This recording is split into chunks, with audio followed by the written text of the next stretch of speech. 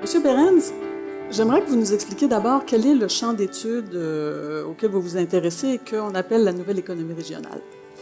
Donc, la nouvelle économie géographique part du constat que, contrairement à ce que la théorie classique prédisait, il y a beaucoup de phénomènes économiques qui ne sont pas ce qu'on appelle décroissants à la marge. En gros, la théorie classique s'était basée sur cette idée que les marchés vont stabiliser les choses. Donc, si l'activité commence à trop se concentrer dans un endroit, il y a des forces qui vont faire qu'à un moment, la concentration va s'arrêter.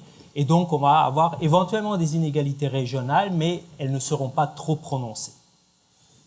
Alors, la nouvelle économie géographique, elle développe des cadres d'analyse où les forces économiques sont croissantes à la marge. Donc en gros, c'est des processus qui s'auto-renforcent. Donc, lorsque l'activité commence à s'agglomérer dans un endroit, éventuellement, elle s'agglomérera de plus en plus. Et donc, on peut effectivement commencer à expliquer les disparités régionales énormes que l'on constate en réalité. C'est qu'il y a des inégalités régionales qui existent. Et quoi que fassent les gens, si j'ai bien compris parmi vos recherches, ils ne réussiront pas à les contrer, ces inégalités-là. Alors, dans une économie où les firmes et les agents, les ménages, les consommateurs sont mobiles, ont le droit a priori de s'établir où ils veulent, il est extrêmement difficile de combattre les inégalités régionales si effectivement les forces économiques sont croissantes à la marge. Si vous allez poursuivre vos recherches pour nous éclairer encore plus. Je vous remercie.